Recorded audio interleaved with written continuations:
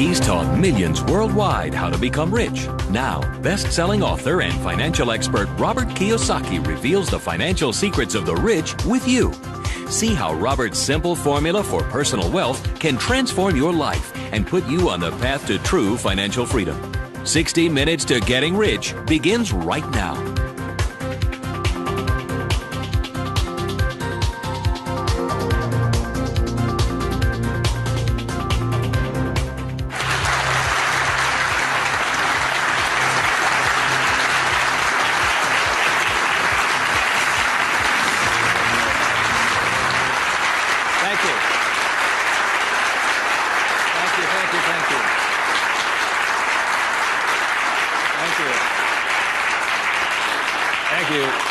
You're very kind. Thank you very much.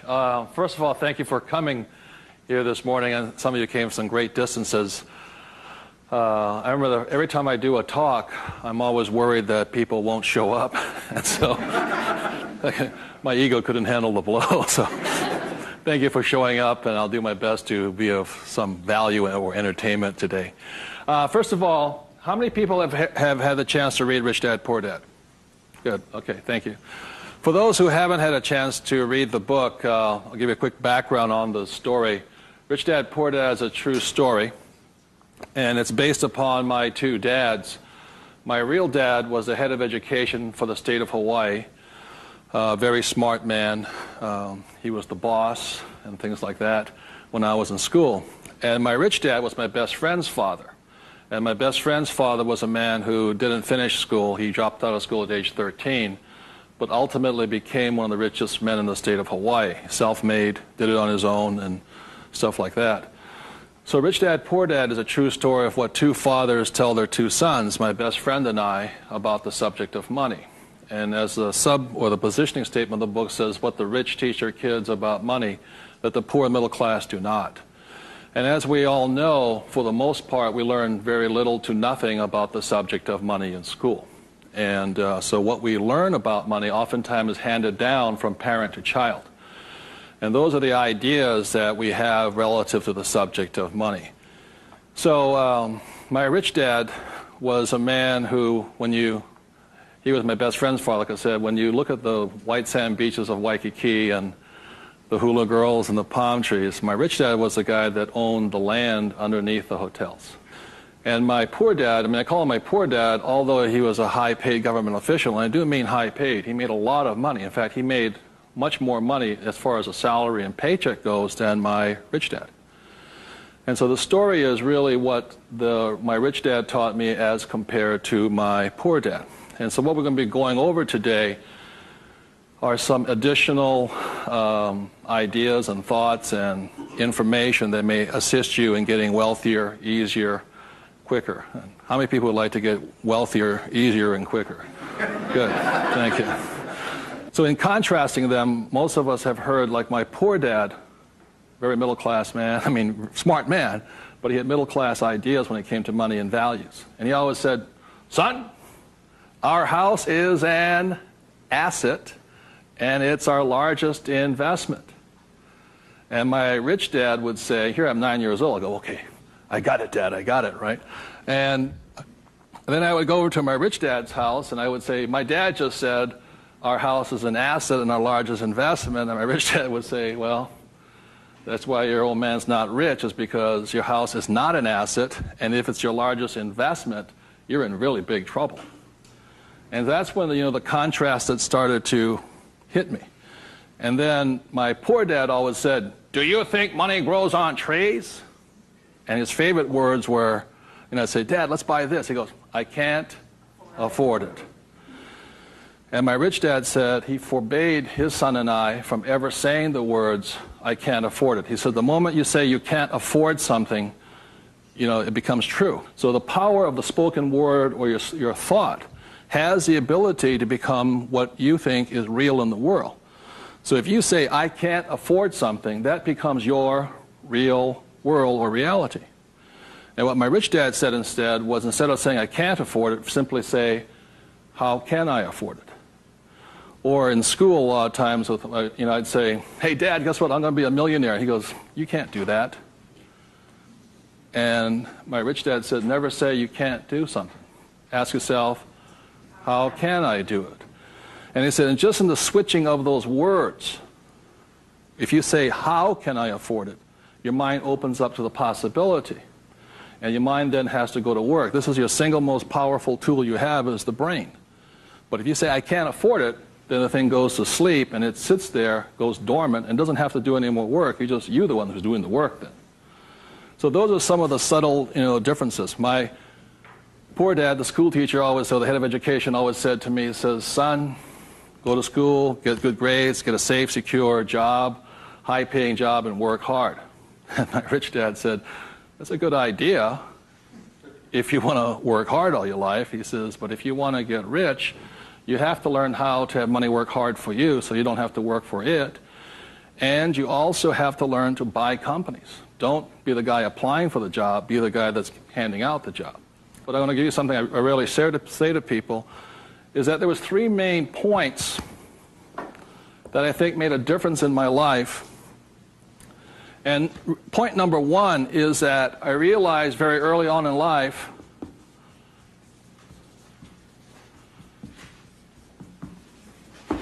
money is a what? Idea. It's whatever you think it is.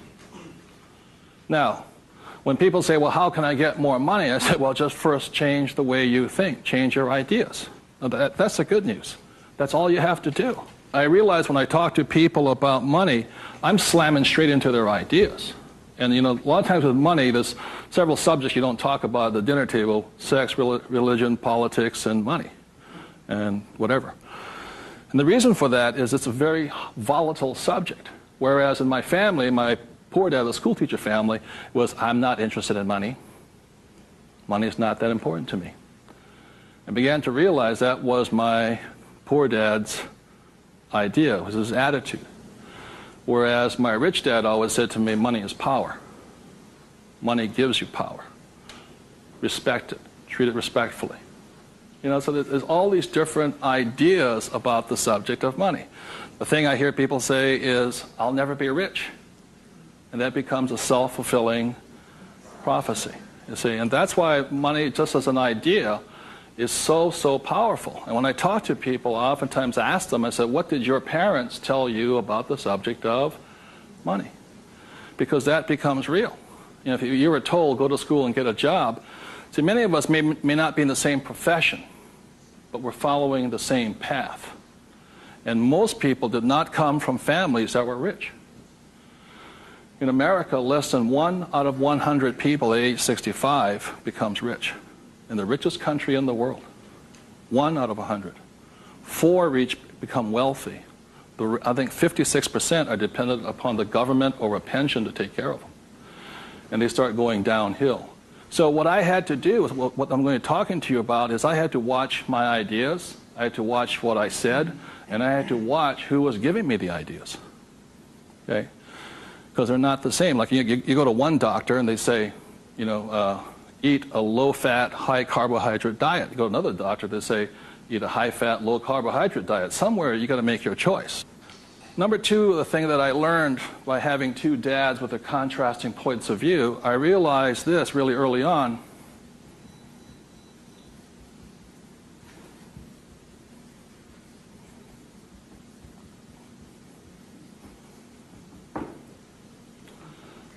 I realized that money doesn't make you what? Rich. Because my poor dad made more money than my rich dad. So I think one of the biggest mistakes we've been going into is a lot of times people actually think if I win the lottery, then I'll be rich. Or if I go to Vegas or gamble or my luck changes, then I'll be rich. It has nothing to do with it. Money is a very powerful tool, as my rich dad used to say. If you use it well, it'll make you richer. If you abuse it, it'll make you poor. So one of the big things that my poor dad made the mistake of saying, he always thought that if he got a pay raise, that would solve his money problems. And the trouble is, every time he got a pay raise, he got bigger problems. So it made him poorer and poorer the more money he made. Does that make sense, you guys? That was a very big problem with him. And then the third thing I realized by having 2 dads and having 2 contrasting points of view was that there's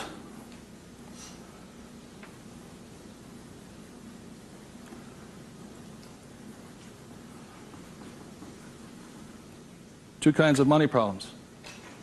One problem is not enough money. The other problem is too much money. And they're both problems. And the thing that I say to people is this, that, like I think most people think they're real special. I'm the only one with money problems. Well, the reality is everybody has money problems. Everybody. Every single person. Every company has money problems. Every country has money problems. Every government has money problems. Everybody has a money problem. What makes you rich or poor or middle class is how you challenge or handle the problem. And what most people do, since, so most of us came from families where the problem was too much or too little. Too little. And that becomes our idea. We think money is scarce, hard to get, work hard for it. Very popular idiom going around today suggesting that the way you get rich is cut up your credit cards. Oh, man. Live below your means. Those are poor people's mentalities. Save, go long term, buy mutual funds. And it's not a rich person's way of thinking. I love my credit cards. They make me happy.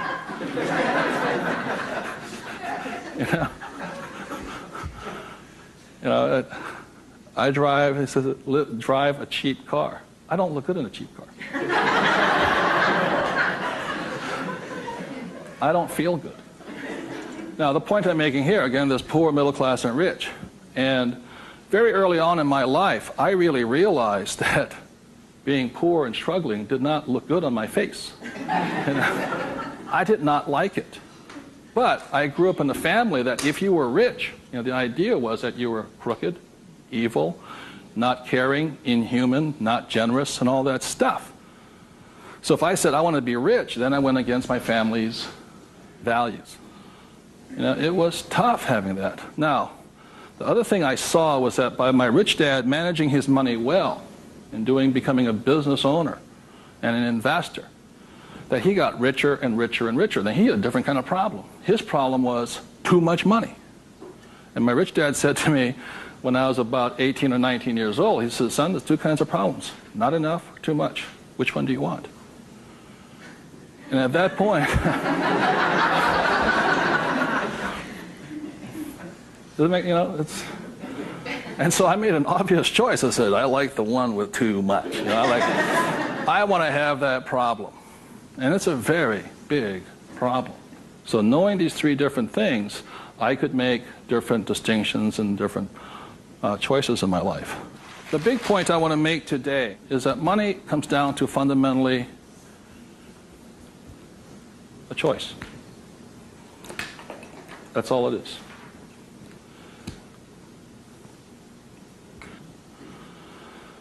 And so, as a young boy having two dads starting at age 9, I had to make a choice of which dad I was going to listen to. And it was a tough decision. Really, really, really hard because I loved both men.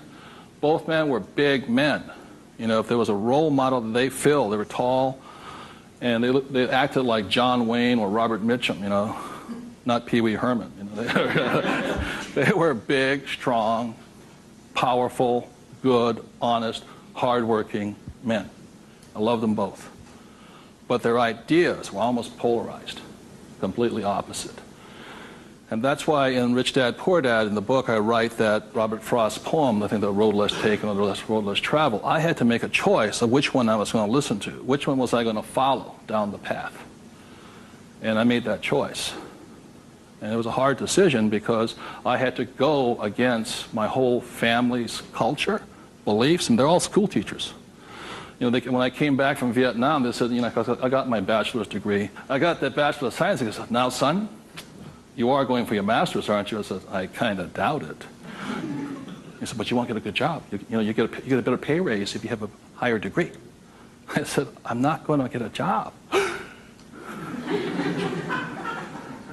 And it's hard. You sit at the dinner table and there's no conversation, Well, you going to get your doctorates? I said, well, if I'm not going to get my master's, I don't think I'm going to get my doctorates. Yeah, but you get a better pay raise. They came from the government model that it was not what you did, it was what your degree was that you got paid by. And that's their reality. It's not my reality. So I had to make a choice. And the thing I say to people is that in many ways I'm more like my poor dad. You know, when I retired in 1994, sold my company and all this, I was set for life. You know, I realized that I'd been too much like my rich dad, and that I wanted to run the second half of my life more like my poor dad, but I was going to teach people what my rich dad taught me. That was a decision I made. But the thing is, it's a choice. And my propensity, my natural inclination, my genetic makeup, my mental makeup is more to be poor. I have to fight my natural inclination to go for job security, to play it safe, save money, invest for the long term, all that other rot my father believed in. The point I'm making here is this: every morning I get up, I still make the same choice. Every morning I get up, I make the choice. Do I make the choice to be poor, middle class, or rich? And we all have that choice. You know, we have to, as individuals, make that choice. By the end of my talk today, you'll find out how easy it is to become exceedingly wealthy. But it's just a choice. Okay. So my intention is to maybe shake some of your core values. You know, think about the way you think, change the way you think. You may want to make some new choices and things like this. That's my purpose. So what I'd like to ask you to do is you find a partner. I'll give you about 30 seconds, and you can just talk it over. You talk about what your parents taught you, what choices you had, but more importantly, talk about this subject here. It's just an idea. What were some of the ideas you got from your family? The idea that you think if you work harder and make more money, will that make you rich? I don't think so. And there's only two kinds of money problems. Which one do you want? If you're sitting by yourself, break out a notebook and just write down some of your thoughts. Because really, it's just your ideas that cause you to be rich, poor, middle class. So we take about 30 seconds and discuss with the person next to you some of these ideas. Thank you.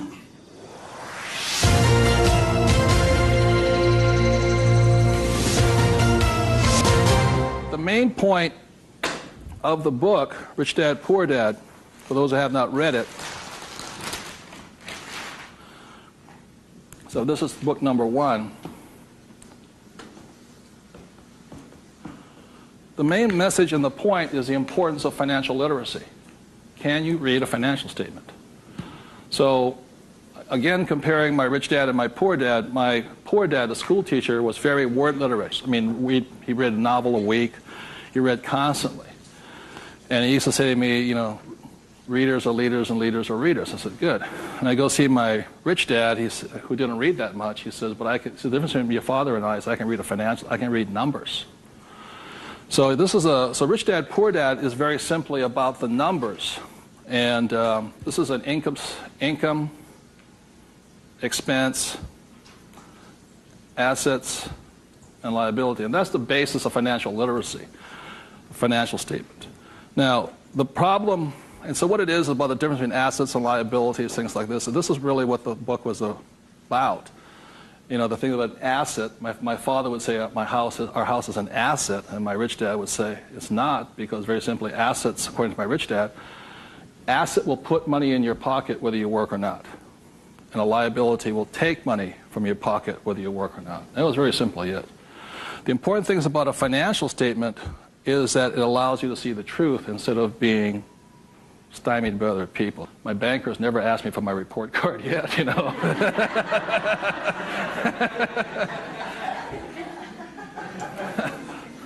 And what your banker asks for is your what? Financials.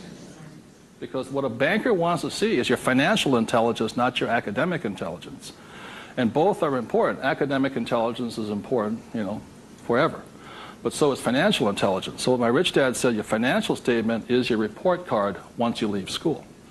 And the problem is 99% of the people leave school and they don't have a clue what a financial statement is, much less what a checkbook is. You know, they know credit card, but they don't know much beyond that. And so they're easily swayed with the idea your house is an asset, and that's what gets them in trouble. They can't tell the difference between an asset and a hole in the ground. So that's a big problem there. Okay? And then book number 2, which is this one here,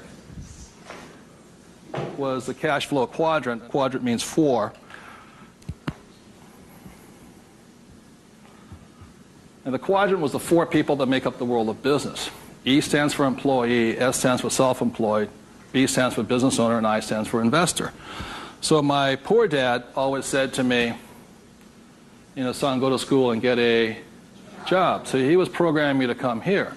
But I kept saying, but I want to be rich. And my mother says, yeah, don't listen to your dad, My mother was a nurse. And she says, if you really want to be rich, you should become a doctor. They make a lot of money. So my mother was saying become, specialist, self-employed, or small business owner, independent.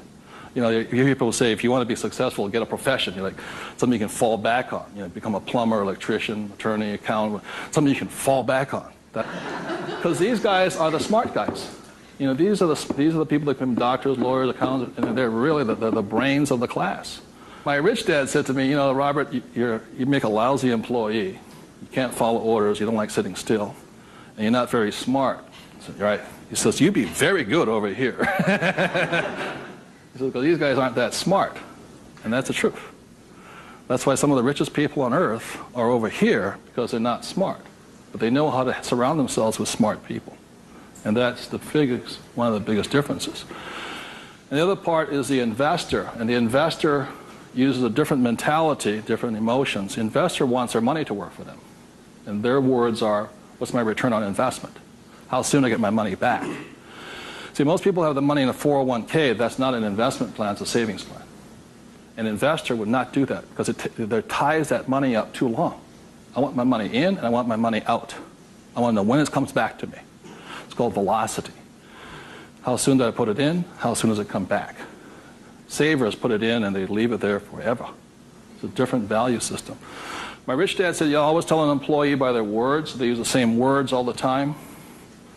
So an employee will always say, I'm looking for a safe, secure job with benefits. Always. My rich dad also said you can always tell a self-employed person because they'll say such things as, I'm going to charge you 6% commission, like a real estate salesperson, or $100 per hour, or I'm going to charge you for the job by this much. So they go, for these people, time is money. And the business owner, what they say, I'm looking for the smart people, best people, I'm looking for the best system. They don't, because they want to move on and start another business. They want to have multiple corporations. Very big difference. And an investor says, I want an ROI. Now, the theme song for the self-employed, the difference between the small business owner and the big business owner is very simply this. A big business owner, if they do the job right and build the company, they can leave. And when they come back, the company's doing better without them, more profitable because they have the bright people running it. A self-employed or a small business owner, if they leave, the income goes where? Down. Or if they have employees, they just ferret out they just take everything, the thing falls apart. So that's the difference. And also the difference between an S and a B is the size of their ideas. Like a lot of times I meet people come up to me and say, I want to start a hamburger stand. One hamburger stand, Whereas the same guy named Ray Kroc comes and says, I'm going to build a hamburger stand all over the world. Difference in vision, idea, and leadership skills.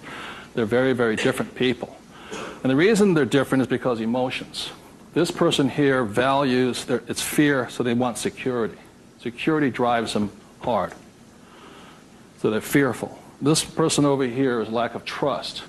And these guys, they're highly specialized. They're also the most satisfying, because they have their own time, their own life, and all this. They're very happy this way, but it has its limitations also. And generally, these people are limited to about $500,000 a year max in here, just because time is money. Over here, it goes unlimited, how much you can earn. So there are very, very big differences in the thing. The investor here, their thing is they're neutral, emotionally neutral. In other words, what that means is they don't care if you're winning or losing. When somebody says, I'll go to somebody, the stock market's going to crash. The mutual funds get wiped out. They're not neutral. They're reacting. A true investor doesn't care if the market goes up or the market comes down because they're going to make money either way. That's an investor. They really do not care. They know that losing is part of winning. It's called money management, how well you do that and all this. Very, very neutral. And this person over here, the emotion is patience. You have to be patient. These guys want to get paid now. These people may not get paid, I think the average is 3 years, right? They don't get paid. That's why the first question when somebody comes to ask me to invest in their company is, are you willing to work for free for 3 years? I go, no. I said, well, I don't invest with you. Because you're still thinking like this. So those are the emotional differences. Because today, just being an employee is suicidal. Today you have to be employee plus an investor. You can be self-employed plus investor. Okay, you have to be on both sides of the quadrant, is what I'm saying, minimum. Whether you're here, here, or here. If you ever want some time off, you have to be an investor today. So very simply on, starting from the age of 9 and 10, I started here and I stayed here. That makes sense, you guys? I stayed here. Because this is my money working hard for me, so I don't have to work hard for money. It's a different point of view. They're very, very different. The rich have the best investments, number one, because they have money. People say, how do you find the deals? I say, get rich. Because if you have money, they come find you. It's really simple. The thing about this one here, the richest or the fastest game in the world played today, the way to get rich forever has been this one. I talk about in this book how my rich dad went and bought one of the best pieces of white sand beach in Hawaii. And I said, how did you afford that? He wasn't making any money. He didn't have a job. He wasn't this. He says, how do you afford the best piece of beach in Hawaii? He says, personally, I can't afford it. See, none of these people could afford it either. It's about $10 million. Individually, you cannot afford it, but your business can afford it. It's one of the biggest secrets of all. So the reason I started here and learned to build businesses so I could invest. So I can take down bigger and bigger properties by this. Individually, I cannot do that. I don't earn enough money as an individual, but my company can. So the thing about the third book, which is Rich Dad's Guide to Investing, is called the 90-10 Rule of Money. The 90-10 Rule of Money very simply says is this, is that 10% of the people always make 90% of the money, always. That's a very big part of it. And a big part of the investment book is how do you take your idea, build a business around it, and take your business public. So the reality, as I know, is every single one of you sitting out there in the audience, you have an idea that can make you exceptionally wealthy beyond your wildest dreams. Every one of you is creative enough to have an idea. The trouble is, when you went to school, they didn't train you to be a business owner. They trained you to be an employee, working for the rich. What the rich have the ability to do is take their ideas and create massive businesses out of them. So you have your business, which does your investing for you. And the tax laws are written in your favor investing through a business. That's how the rich get rich, because they pay less in taxes, very simply because they invest through the B and I quadrants. Investing from here, the laws are written against you here. In America, 1943 was the Current Tax Payment Act, which made anybody who was an employee could not pay themselves first. Government gets paid first. If you get a pay raise, government gets a pay raise. Forever. Forever. You make $1 million, you still pay more in taxes, incrementally. 1986, they passed the Tax Reform Act of '86. All doctors, accountants, attorneys, and the laws were changed against them. But they never changed the laws for the rich, because this is how the rich have gotten rich, by owning corporations and businesses. And that's been in effect since 1215, which is the signing of the Magna Carta. So ever since the thing is, you have to know, you want to get rich, you have to play by the rules of the rich, because the rich make the rules. And for the last thing I'll say about taxes is this. If you're an employee, the tax laws is that your financial looks like this. If you're a business owner, your financial looks like this. And the big difference here is this, is as an employee, your first line item expense is tax. If you're a business owner, it's the last. That is the biggest loophole ever. And that's why the rich get richer. Is they can take their money that comes in here and goes in here, and these guys' money comes in and goes there. Very big difference. So would you take 30 seconds and discuss whatever you have heard so far? Thank you very much.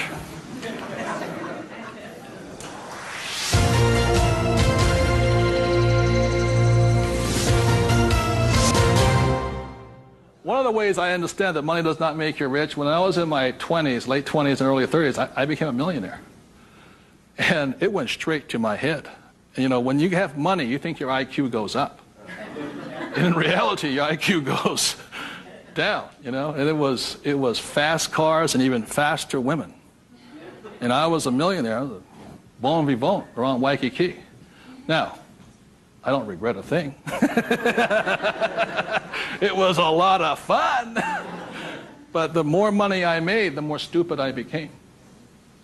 Anybody ever had that problem?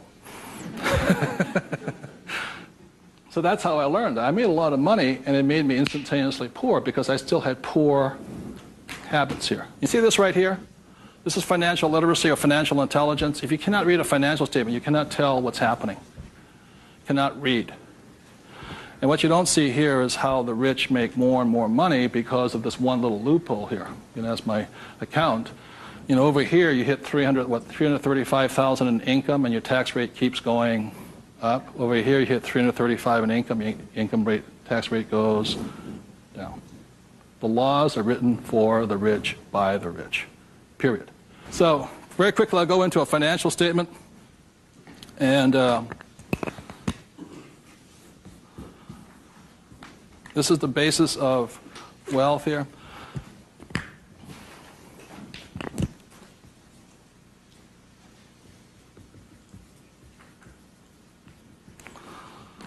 So what happens to most people is they say their house is an asset and all this. My rich dad said, your house is not, whether a house is an asset or not, has nothing to do with this thing here. It has to do with the most single important word in business, and that word is called,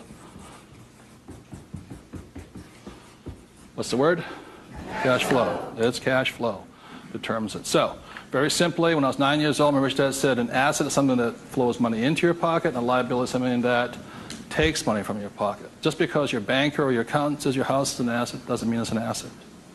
So when I read a financial, I see something listed here, and then I see whether it lodges up here. Now, if it doesn't lodge up here, then it must be going this way. It's going out the expense with no income. Does that make sense, you guys here? That's a very simple way of looking at it. Now, taking it one step further, this is where the confusion sets in, is very simply because if you buy a house for, let's say, $100,000, and you get an $80,000 mortgage on it, you put $20,000 down, the problem is your house is listed both asset as well as liability, and that's where the confusion starts. It's listed in both sides, and that's the problem. So the thing here is this, and by the way, the word mortgage comes from the French word mortir, which means death. You know, so that means you're engaged until you're dead with the house, and staggering. So let's say you buy this little green house here. Okay. The way you know it's an asset or liability is, let's say I use it as a rental property, and after paying all taxes, you know, taxes, insurance, and expenses, and all this stuff, I make $100 a month. It shows up over here under income of $100 a month. Now, if let's say I have a tenant who trashes the place, doesn't pay me rent, takes me a year to evict the bugger, immediately that house becomes a what? Liability. So the house can be either asset or liability, but it's not because it's an asset or liability listed here. What determines it as an asset or liability is income and expense. So what makes a person struggle financially is that what they do is they go out and buy a house, and they call it an asset. So you have a house mortgage over here. You buy a car, you call it an asset. You buy yourself a Gucci suit, that's called an asset. You get a gold watch, it's an asset, and all this. But they're really what? Liabilities. And so what happens is, I can tell if a person's rich or poor or middle class very simply by reading the financial. I can look at the financial and see this. If money's coming in and money's going out, this is the cash flow pattern of a poor person. It's not how much money you make. It's how you spend your money. I know a doctor here in Arizona, he makes over $500,000 a year. But he spends $525,000 a year. It comes in and it goes what? Out. He thinks like a poor person. Okay. The average middle class person, because they have a job and the bankers like people with jobs and all this, they get all this stuff. This is their cash flow pattern. They have huge long-term liabilities. They're illiquid. Okay? And this is the cash flow pattern of the great middle class who think they're rich. My rich dad said, it's just because you live in a big house, have a nice car, and wear nice clothes, doesn't mean you're rich. You could be broke, more poor than the poor person. So the difference was, for me, was that I spent my life learning how to acquire assets. So I don't need a job. The object was never to work for money. It was to learn to acquire assets that put money in my pocket, either stocks, bonds, real estate, businesses. So this is the cash flow pattern of the rich. The way to find out how rich you are is this: is let's say you're married, husband and wife. If the two of you stop working, what happens? See, if my wife and I stop, income still keeps coming because it's not dependent upon us working. The average person, all their assets, they realize if they stop working, are really liabilities. As my rich dad said, assets feed you if you stop working, liabilities eat you.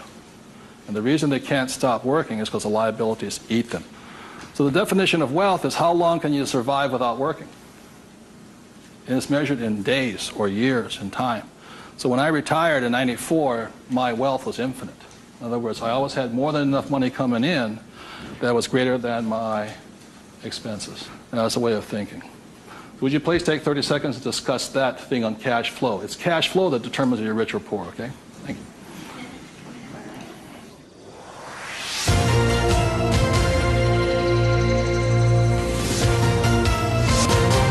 So one of the things I want to be clear on this is whether you're an employee, self-employed, business owner, or investor, the most important thing is this asset column here is your business. One thing my rich dad said, you got to mind your own business. You know, when you become an employee, you mind somebody else's business. You're self-employed, you're oftentimes helping somebody else's business. So regardless of where you are, this is your business here. Like I talk about a rich dad, poor dad, you know, somebody says, what profession are you in? What business are you? I'm a banker. So, well, what, you know, that's their profession. It's not their business. This is your business. And your business, you should be an investor.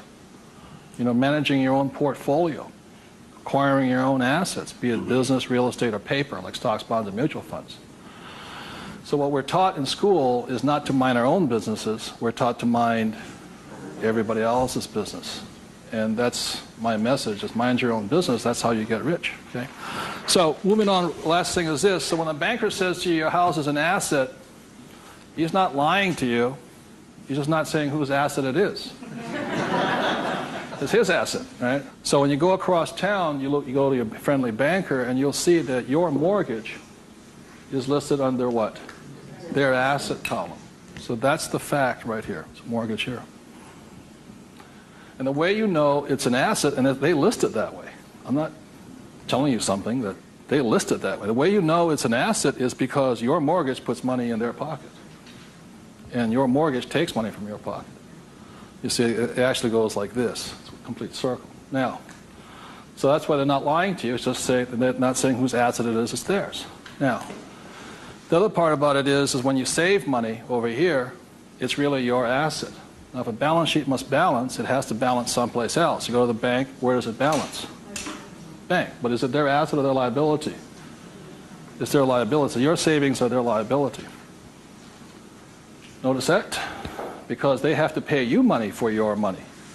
And it's cash flow determines that. Now, if you notice something else too, you get tax incentives to be in what? Debt, and you're taxed for having savings. And that's why they say, how can we tax savings? It's because you're not smart enough yet. The banks know, political action committees, they control, the rules are written by the rich. I'm not saying I love my bankers. I love them dearly. But you have to know the difference between assets and liabilities and whose rules you're playing by, poor, middle class, or the rich. Got it?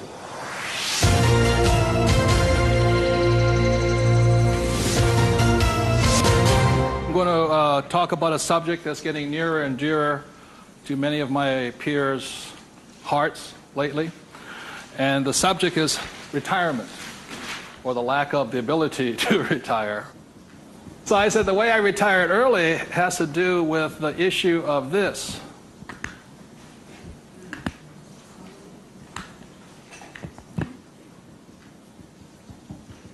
Debt versus what? Equity. The reason I could retire early was because I'm in debt. I borrowed my butt off to retire early. The average person is going to take to 65, 75 as long as possible because they're trying to retire on what? Equity. In other words, they're going to try and use their hard-earned cash to retire, where I would rather use the bank's money to retire. So I am in debt up to my eyeballs. Because the reason is I know some of you out there, because I'm sure some of your parents told you to get out of what? Debt. Well, that's not that intelligent. Because you have to know there's good debt and what? Bad debt. And most people are loaded with what? Bad debt. And if you want to get rich, load up with what? Good debt. And the question I asked those bankers, I said, let me ask you this. How long would it take you to save $1 million? I'll ask you guys, how long would it take you to save $1 million? A couple of years at least, right? Yeah. How long does it take you to borrow $1 million? About 10 minutes. If you have good financials. And that's the difference. And that's the price people pay for not being educated in this world, to think that they have to work hard, save money, and finance your retirement on equity. I'd rather do it on debt. And the way I do it on debt is my banker will always lend me money on a thing called real estate. Always. They will not lend me money to buy stocks, but they will lend, even if it's bank of what stock, their own stock, they won't lend me $1 million for 30 years at 8%. But if I find a commercial building, $1 million, 8%, 30, they'll all day long. The thing that scares me right now is never have so many people in the history of the world bet their retirement on the stock market. And they've bet real money. Am I correct? And trust me, the market will crash. Always has and always will. Now, those taking deep breaths right now, because you're not, because that should be good news. Because if it crashes, that's when you get rich. But the people who have been trained to think of playing it safe and all this, they're going to be in terror. Completely different point of view. So the point I'm making here is this. One of the reasons I wanted to get educated, understand cash flow, play the game, was just so I could borrow money faster. When my poor dad always said to get out of debt. Debt was bad. So I just called, I just called my broker down the street here. I said, I need 2.4. He says, come in and sign the paperwork. That was it. 2.4 million, just sign. Now, because I can take that money and make 10 million out of it, the average person will go on vacation with it. Or buy a big house or buy a boat. It's called fiduciary responsibility. If you can prove you know how to manage your money and you have the good financials, plus you have a couple of million in cash, they'll lend you all the money you want. Because they know my problem is too much money. And the reason I buy real estate is because I get more tax breaks. Real estate is a game of the rich, not paper. It's a really interesting world. So what I'm going to go into is how you can get to the point where you don't, I'm not recommending just go out and borrow today, especially if you have no education. I spent 40 years getting here to the point where I can call my broker up. Before, 10 years ago, I'd call them up and they'd laugh. How much do you want? Well, I took that as a feedback that I had to improve my financials. Does that make sense to you guys here? To the point where they would say yes. So the difference between my poor dad and my rich dad was this. My poor dad always said, get a high-paying what? Job. Big mistake. Because the trouble with a high-paying job is you get taxed.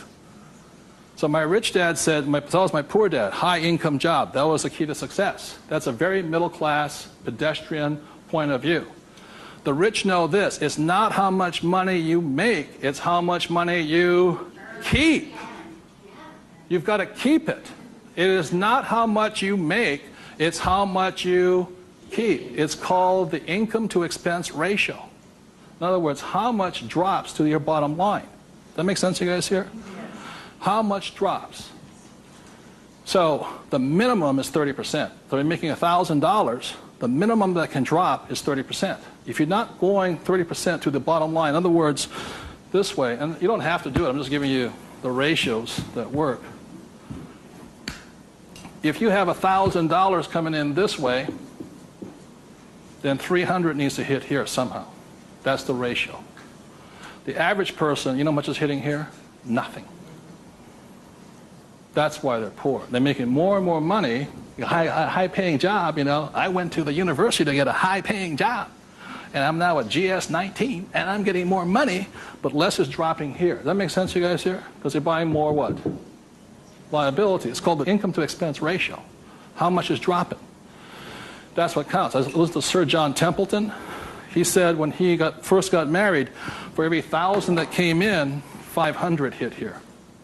That's what makes the rich rich. It's not how much they make, it's how much they keep. It's a matter of focus. And my poor dad always said, I'm making more money. My rich dad says, I'm keeping more money. Big difference, huge difference in long-term wealth. It's how much is hitting this here. So the thing I have is an exercise that'll prove that anybody can be rich. And when I was a little kid, my rich dad gave me one of these. He gave me 3 of these little things. They're called what? Piggy banks. So if you want to get rich, go out and buy 3 of them. Okay? 3 piggy banks. That's all it takes to train yourself to think to be rich. Now, for every piggy bank, so you have 1 piggy bank, 2 piggy banks, 3 piggy banks. 1 is for saving, 1's for investing, and 1 is for tithing or charity. Very important to give. The decision you make today, I'm talking about choices. You can say, well, that's too simple, you know. But the choice you make is for the rest of my life, or for the next 90 days, whatever you can handle, how much am I going to put in each bank every day? Not once a week, every single day. Because what you're training is your brain to think like and act like and be like a rich person. You're dropping it to the bottom line. So, let's say the most you can handle today, given your horrific financial brilliance, is $1. Good. Now, I don't care the dollar amount, but I do care that you do it. It's like going to the gym and saying, you know, today I look like a sumo wrestler, but tonight I'll look like Arnold Schwarzenegger. It's not possible, you know what I mean? It's not going to happen. So how many people right now could say for the rest of your life, with 3 piggy banks, you'll put $1 a day away per bank? Good, right? And it's not, and everybody can do it. But the problem is, most people won't. And that's the difference. But once it hits your piggy bank, it's yours for the rest of your life. You pass it on for generations. That's what the rich do. The middle class finds some cheap and tacky excuse to break the bank. Am I correct? You know, I got to spend this money. That was my poor dad. Well, if I make more money, I'll get a pay raise next year. The government, you know, be a GS-19.5. But they kept breaking the bank. Now, it has nothing to do with the dollar amount. It has to do with the habit, the way of thinking, that this is more important to me than eating. It's more important than my kids' clothes. More important than everything else is this. This is first. So start with $1. Everybody can do that. All it is 0 to go to 10. Now, at this point, people say, well, that's not that tough. Try $10 a day. Then you see some heartbeats. At that point, you're now at the boundary of what's possible for you. It's only a 0 added on to it. And you want to spend it. Now, if this becomes easy at $10, then just up it to, and you'll find your heart rate going up. So when people say, well, this is a simple exercise, I'm beyond it, then try going to, it is not the dollar amount. I mean, it's not the things, it's the habit. And you know you're a stud.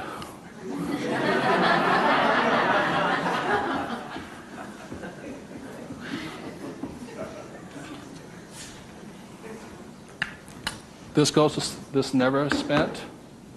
This is what your mad money is. You buy your properties and stocks and bonds, mutual funds with. You can afford to lose this if necessary, but you never lose this one. And you tithe your church or charity of your choice. Now, I give to the charity that I would like to support, but I don't have the time to support. So you put your money where your body would be. Does that make sense to you guys here? My rich dad gave it to his church. My poor dad gave nothing. He says, when I have the money, then I'll give it. That's why he was poor. The next point here is that my rich dad always believed in job security. My poor dad, job security. And my rich dad believed in financial security. So the way you get financial security is, again, via these three things. This is the basis of it. Savings, investing, tithing. So the way you get financial security is start with this, and then I start investing with this. Does that make sense? My investing account, this is when I had my fun. I play with that money. So the deal here is this, whether you're buying a business, real estate, or paper, the ratio is this. You can ask my wife the question. For every, somebody says, well, I don't have any money. How do I get some money? I said, start with that, the 3 piggy banks. Or how do you find a nothing down deal? The reason they want a nothing down deal is because they got nothing to put down, right? And that's the most risky thing you should do. You can only take a nothing down deal when you have a lot of money to put down, because it's too risky. I can take a nothing down deal because I got the money to cover it in case it goes bad on me. But the point here is this, how I got my experience, how I can find a deal is this. You can ask my wife this. For every one property I buy, how many properties or businesses or stocks do I analyze? 100. That's the ratio. Before I buy one piece of property, I will analyze a minimum of 100 properties. If I don't buy one property in that 100, I start all over again. It's 100 to 1 is the ratio. That's how I find a deal. Not only that, is when I had no money, what was I doing? Still analyzing a deal. It's 100 to 1 before you can find one deal. And people come, I went with a ride with a realtor and we found one property and we bought it. I said, how many did you look at? Just that one. That's an idiot, not an investor. They have no clue. The way you want to find out the market trends, the ups and downs, the ins and outs, is you got to analyze 100 deals. Out of that 100 deals, you put in offers on 10. Because 90 are bad. But in the practice of analyzing the deal, you get smarter. I learn more. I learn something from each deal I look at. Of the 10 I invest in, or I put offers in, I might get 3 accepted. Now, this comes from my friend Dolph DeRoos, who's a real estate genius. He says, if this number is like 6, what does that mean? You're offering too much money. That means you're not being tight enough. You've got to screw it down a little bit more. It gets down to nobody accepting you're too tight. So you want to keep it in this ratio. Of that, you'll buy one property. When people say, how did I get my education? I got my education evaluating deals. I estimate to this day right now, I've looked at over 50,000 deals. That's how I got smart. Instead of going to work, I look at deals. If I'm buying a business, the ratio is the same. 100, 10, 3, 1. If I'm buying a stock in a company, I've got 100 companies, same ratio. Everybody can do that. Does it cost them any money? No, not at all. It's free. When I go on vacation with my wife, Kim, she knows where I'm going to wind up. It's a real estate office or a brokerage office because it's a habit. So this is what gave me financial security, and what my poor dad focused on was what? Job security. He had no assets when he lost his job. Okay? 30 seconds, please discuss that ratio. 50,000 properties I've looked at now.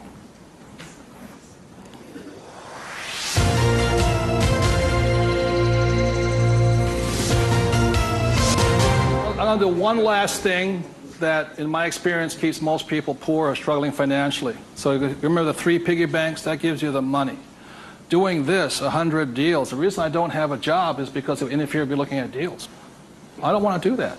I'm looking at a deal constantly. That's the people that work with me constantly. That's all I'm doing is tracking down deals.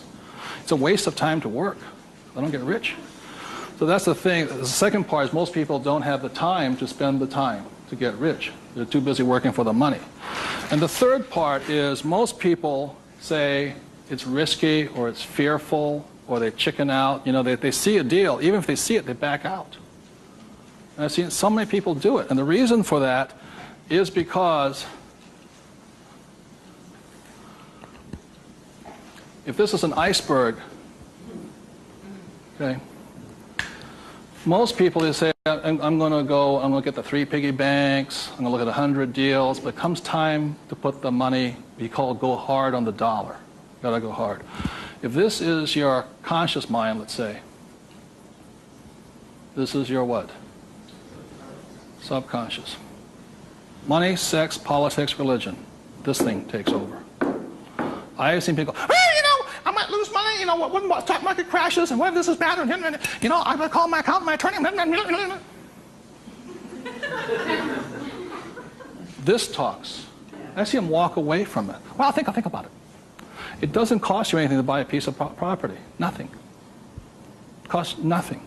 It's called you put an option down on it. I sit there and say, well, you got $1 million? I said, here's a $20,000 check. Don't cash it for a week. I'll see you. I option it.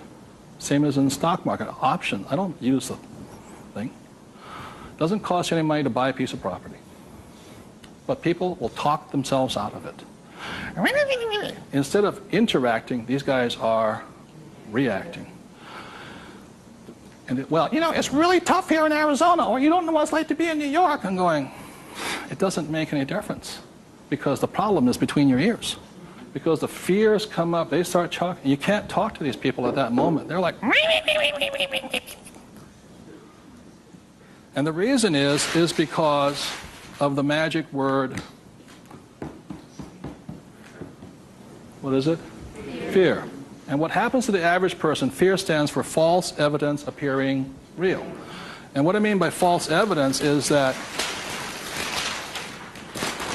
if this starts talking, they'll start gathering the evidence to make sure that it's real. Well, you know that most businesses fail.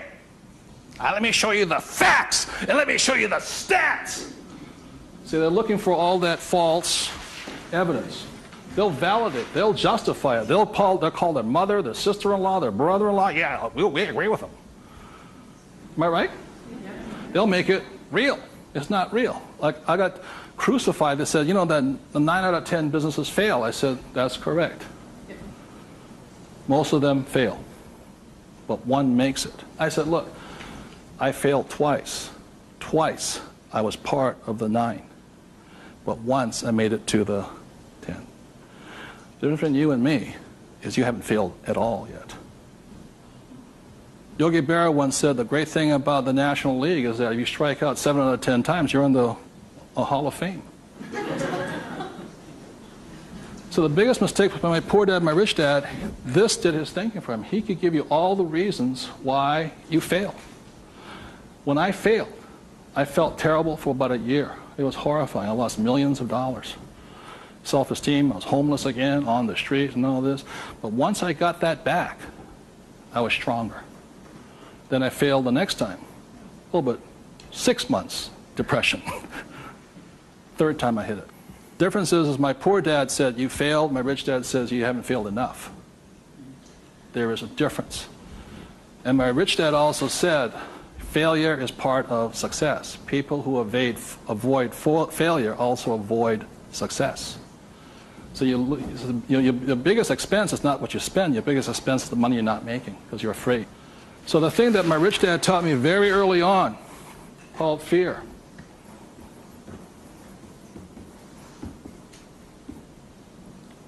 Fail early and fail responsibly. Look, if you know you're going to fail, do it now. Don't wait. Because each time you make a mistake, you get smarter if you do it responsibly. So the thing that I do is when I fail, I go, like I said to my investors a couple of 4 years ago, I said, I need to raise $3 million. The chances are we're going to fail. And if you can't handle the $50,000 shot, don't put your money in here. There's a good chance I'm going to fail on this one. So people left the room, and I got more money because I was forthright with them. I said, if I lose it, I'll tell you I lost it, and I'll tell you the next deal. But failure is part of the process.